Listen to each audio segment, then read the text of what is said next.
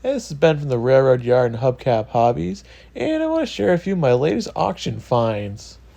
For this auction, I ended up driving 13 hours up to Iowa, but I find half the fun is the adventure. And the other half is going through all the treasures that you find. So, let's get into it. So one of the things I was most excited about were these kits. They are made by Fine Scale Miniatures. And I was lucky enough to get all 4 of them. Now, Fine Scale Miniatures makes some of the most elaborate kits that I've ever seen. All the parts are either wood or metal castings. And they're just a small company out of Peabody, Mass. And they have a tendency to make a kit for a while, and after they run off however many they feel the market needs, they stop producing it. So really excited to get these. So I also got this stack of IHC kits, International Hobby Corp. Now, they went out of business a few years ago, but you can still find their stuff every once in a while. They're nowhere near the level of complexity and detail level that the fine scale miniature kits are, but they're still fun, easy to assemble, great for beginners. And stuff is starting to become collectible, as a lot of it was made, and what does this one say? IHC 1998, so it's getting up there, starting to become collectible. I can't resist getting these.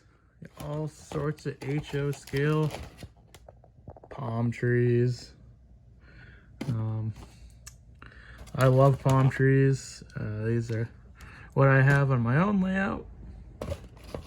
I'll probably keep a few of these myself just because I like them so much.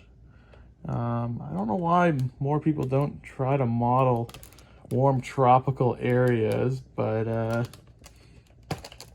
they really should, because you can make some really neat stuff, and some of these palm trees are really detailed.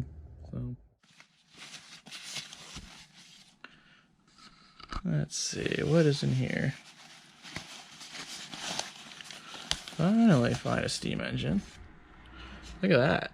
I believe this one's called a Casey Jones, which is basically for the type of wheel arrangement.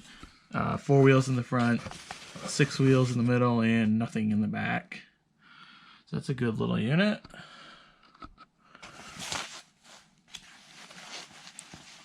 Let's see, another steam engine in this one.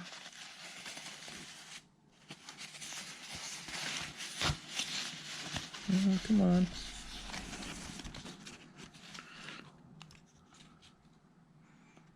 Okay, there's a 282, and I know the tender's in there somewhere. Rock Island, United States Post Office car. That's always cool. Also known as an RPO for short. So this box has over 30 locomotives in it and some rolling stock. As you probably noticed, I'm not very good at unwrapping and filming at the same time, so I'm going to open all these up and show them to you. So in this box, there's a wide variety of fun stuff. We got all sorts of diesels. We've got ON30 locomotives and cars. We got steam engines. We've got rolling stock. And everything in this video is going to be for sale. You can reach out to me directly through YouTube, or you can check out my eBay store, which I'll post a link to in the video description. There's a lot of nice newer locomotives in here. The ON30 stuff, some of it's even equipped with DCC. There's also a lot of Bachmann Spectrum series locomotives that have metal boilers and are very detailed. This Atlantic Coastline steam locomotive is known as a Mother Hubbard. It's definitely one of the more unusual locomotives to come out of the steam era. I believe the Pennsylvania Railroad also had a few of them. Let me know in the comments if any other railroads operated them, and if there's still any that have been preserved. This little gondola was mixed in with all the HO stuff, but it's actually HON3, which is known as HO narrow gauge, that runs on N-scale track. If any of you are interested in a video on different model railroading scales, let me know and I'll put together a video. In addition to all the trains, I also picked up some really neat die-cast models. Got the red Cadillac and the black Packard. They're both 1/18th scale models. I've been trying to decide between the two of them which one I'd have if I was a wealthy businessman back in the day. I love the red paint of the Cadillac, but I think I would go with the Packard, as they were just so well built. I remember I had a professor back in college who said one of the reasons Packard went out of business is that they were just so well built, there really wasn't a whole lot of a reason for owners to buy new ones. I looked into the history of Packard and found out there was an attempt to bring the company back in the late 90s to the early 2000s. Obviously, the company has not gone back into producing vehicles, but they did build one prototype.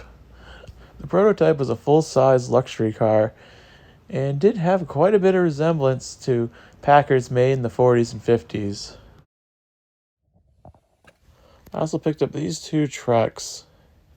Now, they didn't actually come with the railroad logos. I actually make my own decals, so I printed up a Pennsylvania logo and a Main Central one and put them on there. So that's my latest find. I didn't get to everything in the collection, but this is the majority of it.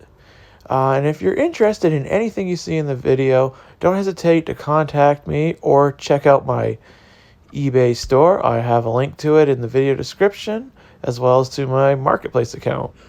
I'll also be set up as a dealer at the Rocky Mountain Train Show next month in Denver, Colorado. I'll have tables M5 through M8, so if you're in that area, come by and see us. That'll be the first weekend in April, the 2nd and the 3rd. Thanks for watching, and be sure to subscribe for more.